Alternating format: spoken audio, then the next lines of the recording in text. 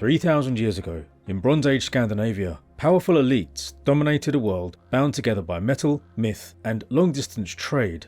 This was an age of seafarers and metalworkers, and of chieftains whose authority was displayed not only through wealth, but also through spectacle and symbolism. They forged swords and shields from bronze, carved their stories onto rock faces, and made offerings to gods in the wetlands that marked the boundary between worlds. And within this landscape of ritual and warfare, two extraordinary objects were crafted.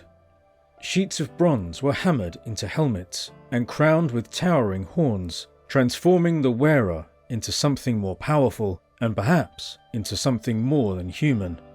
For millennia, these helmets lay hidden beneath the peat, in a wetland where offerings were made to gods and ancestors. When they were uncovered in 20th century Denmark, they became perhaps the most celebrated artefact of the Nordic Bronze Age. But who wore these horned helmets? Were they ritual costume or warriors' armour?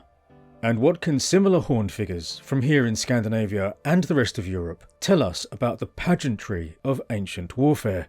This is the story of warfare and symbolism in Bronze Age Europe, and of two iconic artefacts, the extraordinary Veksø Helmets.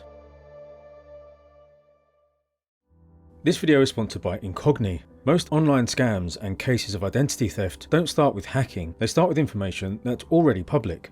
Your address, phone number, email, and even details about relatives can be pulled from websites you've never even visited, then used for impersonation scams, phishing, or targeted fraud. Once that information is out there, it's surprisingly easy for bad actors to connect the dots. What many people don't realise is just how spread out this data really is. Your personal details aren't only sitting in one place, they're scattered across search results, archived pages, and stored in data broker databases that quietly publish personal information. Removing yourself from the internet manually can take an enormous amount of time, and even then the data often comes back. Incogni is built to solve that problem. It helps remove your personal information from a wide range of websites and databases where it's exposed, and continues monitoring over time to make sure it doesn't resurface. Instead of sending endless emails or filling out complicated forms, Incogni handles the process for you in the background. One of Incogni's most useful tools is its custom removals feature, available on unlimited plans. If you find your information listed on a specific website, you can submit the link directly through your Incogni dashboard. Their privacy experts review the request and, when eligible, work to get that content taken down, even if it's not part of their automated system. By helping you remove your digital footprint, Incogni reduces the risk of scams and identity misuse and puts you back in control of your personal information. Right now, Incogni is offering 60% off an annual plan when you use the code DAN, D-A-N, through the link in the description below. Thank you to Incogni for sponsoring the video. The helmets were discovered by peat cutters working in a bog near the village of Veksø, or Veksø, near Copenhagen, in 1942. This bog was likely a pond or a lake during the Bronze Age, when the helmets were deposited. They were found with pieces of wood and pottery. In fact, the helmets may have been sitting on top of an ash wood tray, or perhaps a shield, which is now lost. The helmets are almost identical, but have slightly different sized caps, obviously made to fit specific men. The caps were made from joining together two sheets of bronze. The join on top was covered with a section to hold an organic crest.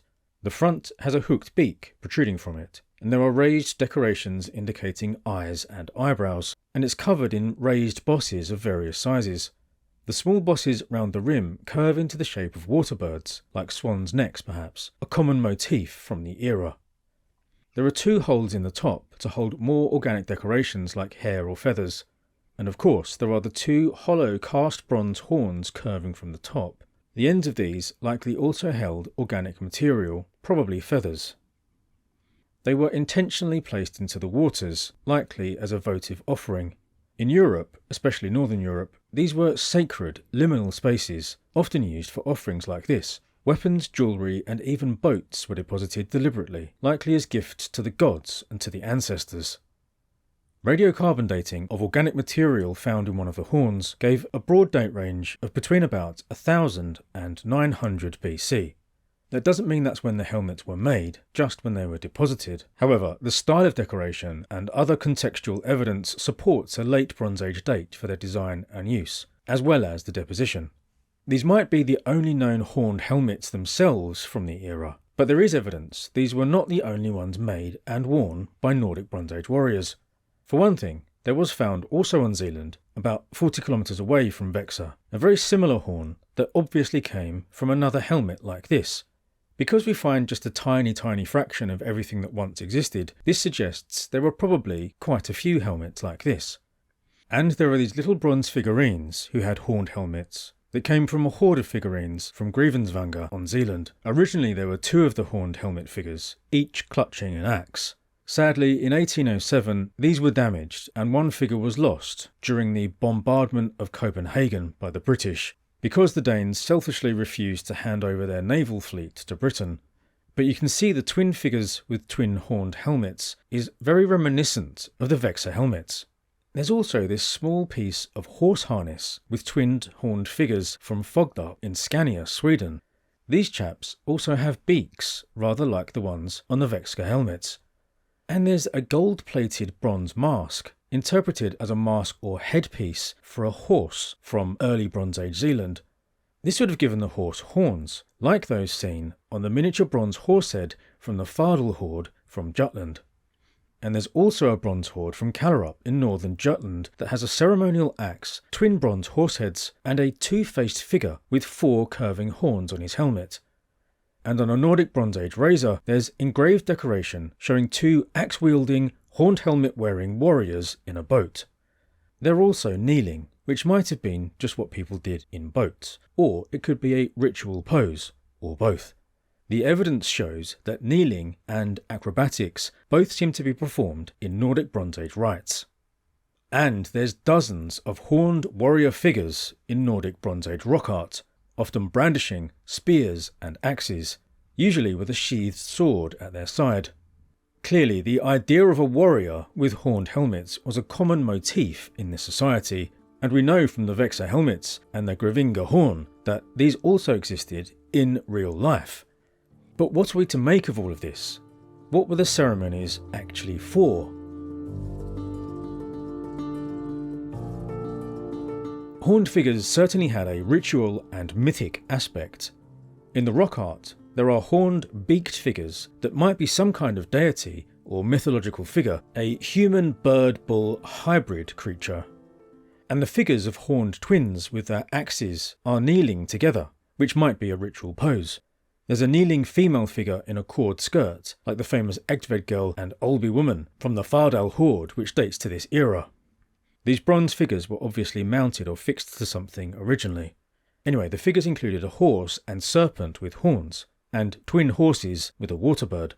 These motifs keep occurring: the horned figures, horses, waterbirds or beaks, and axes.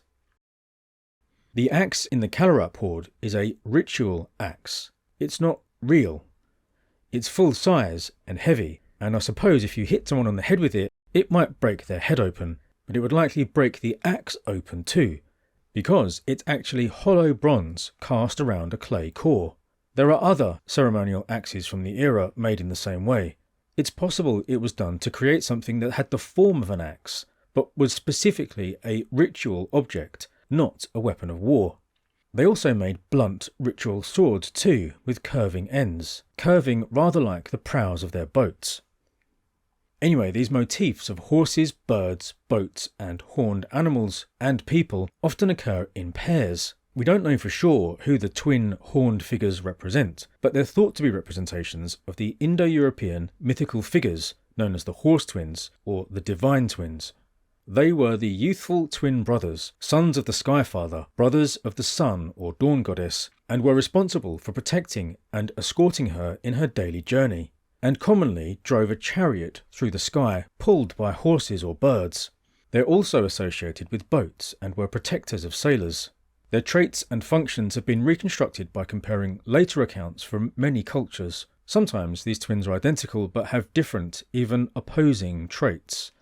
Christensen and Larson describe them in their 2005 book. Quote, "They are known as magical healers and physicians, in Greece often depicted with snakes. They appear as providers of help in battle, being themselves warriors and taking part in the battle as well. In addition, they were associated with the dance and are reported to have been the inventors of the weapon dance." End quote.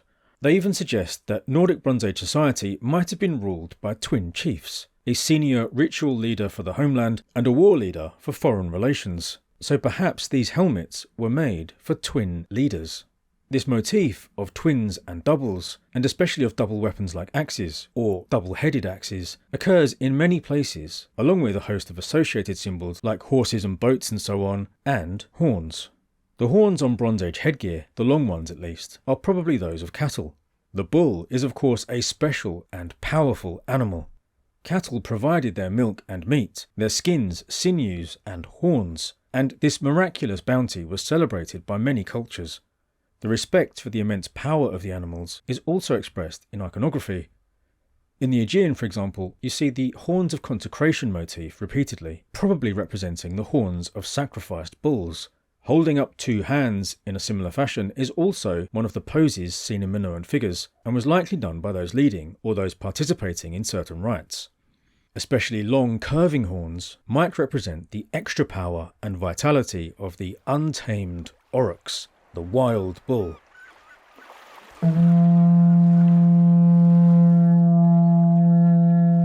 We must also consider the crossover with the use of blowing cattle horns to make sounds. These have been used in rites and in warfare all over the world, and Nordic Bronze Age people famously made these enormous bronze lures for their musical horns, which are similar in form to the cast Veksø Helmets horns. These bronze horns were obviously used in rites, which we can see in rock art. Not only that, there are even horned figures using these lures.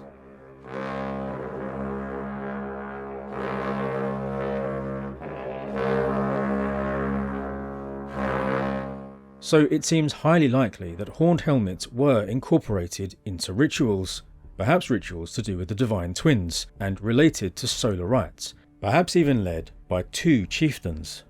But what about the evidence that horned helmets were used by warriors in warfare?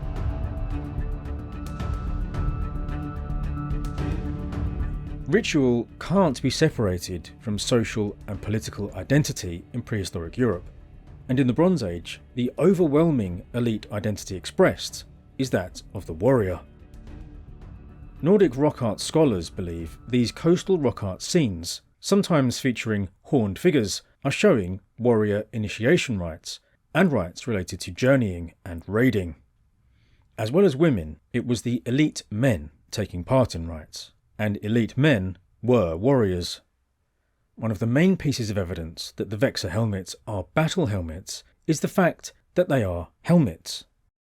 They're the only two surviving full-sized bronze helmets with horns that we know of, but they were made in the same kind of way as other helmets from the era, from Western Europe especially, and particularly crested helmets.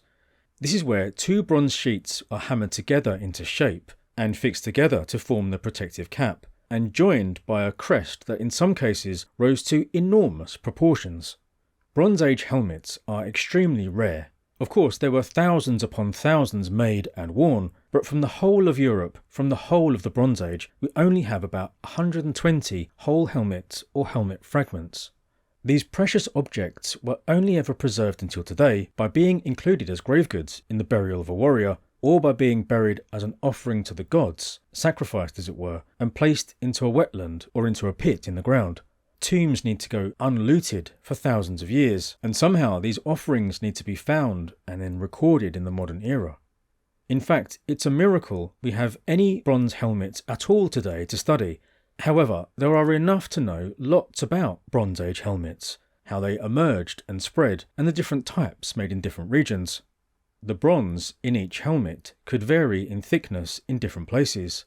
Usually it would be thicker around the rim to add strength, but the cap could be much thinner to make it lighter. Often it was less than 1 millimeter thick, which doesn't sound like a lot, but this would still offer some protection from enemy weapons, especially if they were from glancing blows. And these helmets were worn with some kind of organic lining, like wool or linen. Sometimes these would be perhaps a woolen cap, like those worn by Nordic Bronze Age men, and then the helmet would be put on top. In other cases, it seems like a lining was fixed inside the helmet by rivets. The Veksø helmets had some holes on the sides of the rim that might have been for attaching a lining, or perhaps for attaching cheek pieces to protect the side of the face, or perhaps a chin strap to keep them securely on the head in battle. Some researchers suggest the cast horns might have served to better protect the wearers from blows from enemy weapons, intercepting the blows instead of them hitting the cap beneath. the decorations on the helmet are also similar to other helmets from elsewhere in Europe. There were certain styles and motifs that belonged to a wider artistic milieu that were included on particular types of helmets, like the ones that the Veksø Helmets belonged to.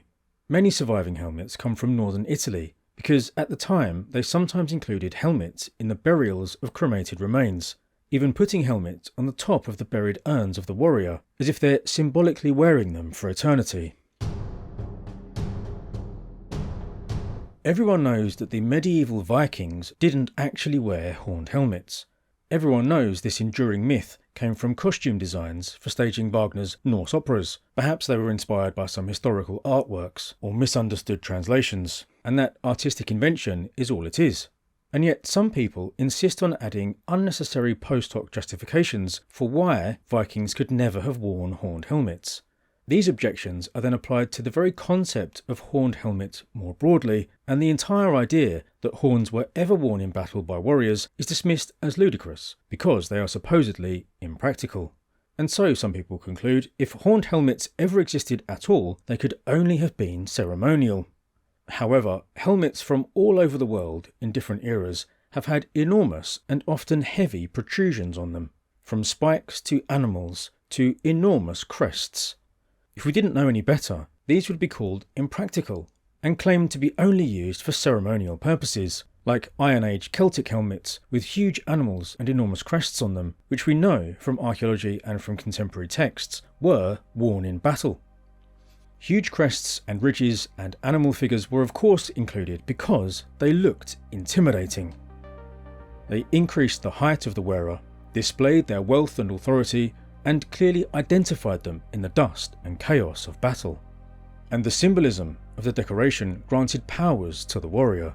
The famous martial prowess of the boar, the predatory speed of a falcon or raven, or the strength of a bull. These symbols are not only associated with the animal and their attributes directly, but also with the gods or divine figures they represented. Just like someone could assume the earthly form of a god in a ritual, so they could take on the form of a god or mythic figure in warfare. And in fact, the distinction between religious rites and battle is a modern one. Ancient warfare certainly incorporated ritual. Rites of cleansing, preparation and reincorporation were conducted before and after battle, and the killing could even be a sacred activity itself. A Nordic Bronze Age chief taking the field as an incarnation of their bird-faced, horned warrior deity in shining bronze would be inspiring to his men and terrifying to his enemies. The supposed practical limitations of horns are irrelevant compared to these benefits.